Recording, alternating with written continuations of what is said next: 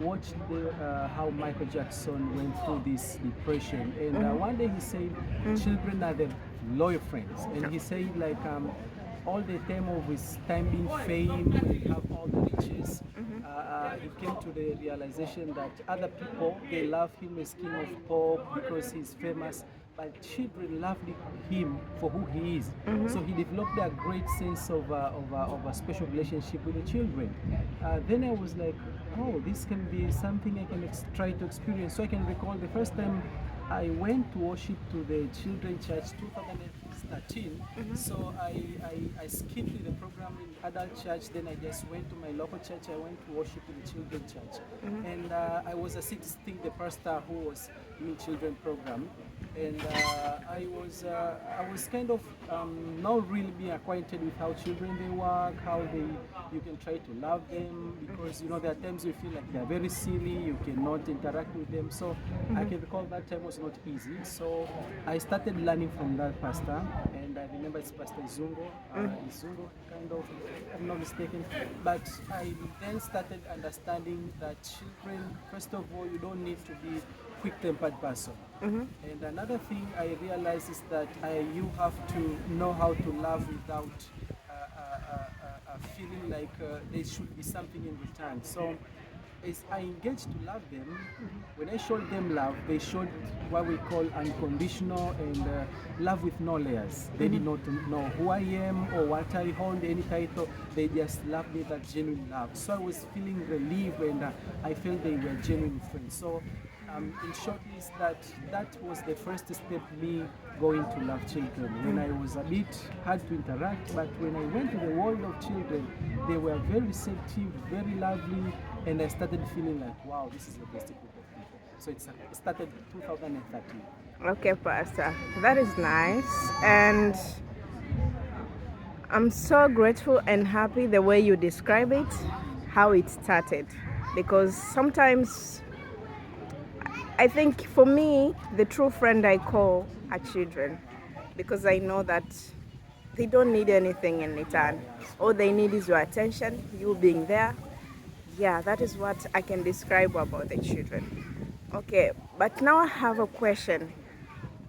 How does how old does we supposed to teach our children? How does they supposed to learn? Are they learn when they're out, or they start learning things when they're still in the womb?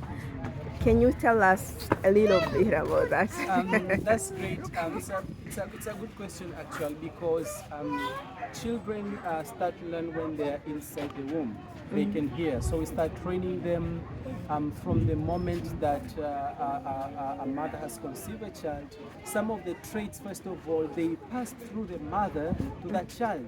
So many people think that training the child is about telling the child what to do and whatever. No, no. It starts by you as the mother, how you act at that time. I have a couple of few suggestions, of few opinions. I spoke to one of my friends, and they told me, when I was pregnant with my child, I used to hate this and this. And it turns out, when the child came out, had those behavior. Then I realized it's not only how you train the child, but how you behave from the time you are pregnant.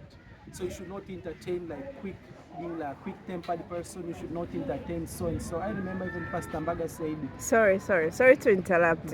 So you meant to tell me that, sorry for it to interrupt it. okay. You mean to tell me that if I feel I hear these things, I hear that, I don't like eating this, and decide to follow what he's telling me, I'm doing it wrong.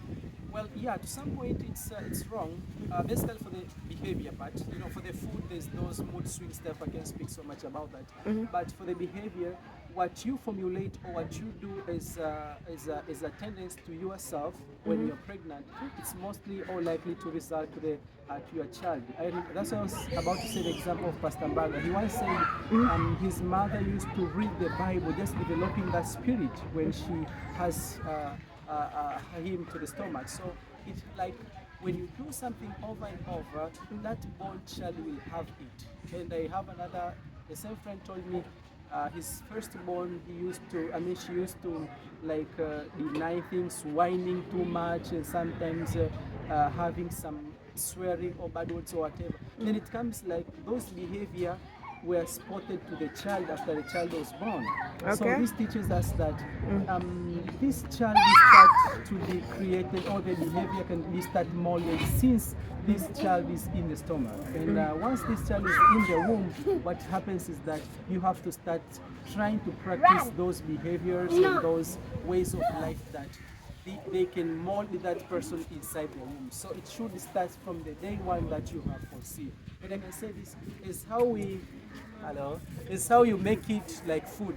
We know that how we are always advised, like when you have the child in your womb, you should eat this and that. The same apply to the behaviors. Also, they can be structured by how we always do. That's why we are always even advised, like you should not speak in a bad way to her woman, a pregnant woman. Why? Because the way she will react, if she will feel bitter, it will always go down to the bloodstream of that baby. So, Okay, yeah. I got you. So you mean to tell me that when I think I cannot handle it myself, I have those moods, I cannot do it. Is it okay if a pregnant woman can confront a some psychology? Gist. Yeah, I think that's the best, because if your behavior can affect the behavior of the newborn, it's important for you also to have this way of monitoring your behavior. And actually, we cannot monitor everything. During pregnancy, there are times there is this emotional part they can lead you to do this or to do that. But let's put like a list, like no. If I want my child to be a God-fearing, I must condition myself that I'll be reading the Bible, doing devotion, speaking good words, and trying to be kind to other people. Those actions that you'll be doing during your pregnancy, they can affect directly to the child that's about to be. So you can confront the psychologist at least to give you some pattern of behavior that can help to affect the child as well. Okay, so it's like I can go once, or I can the psychology can advise how many times I'm supposed to go and see, or how. I don't know if you can answer that question. Yeah, of course. Well, psychology is about session, because it's about creating a new pattern of life, and there's no way you can create a new pattern of life over time. It's over like one time instantly. It's something that takes time, and if it takes time, it means human behavior can be changed within 21 days. So there are some activities. For example, let's say I'm a good fan of watching television, and I want to have, instead of watching television, I want to spend time with the Bible and singing and kind of music that will impact this bond inside my womb. I'll have to start slowly. Maybe the counselor or the psychologist can give me some activities that do this and this and this to this time, so I can try to do that and that. So that will be of help. And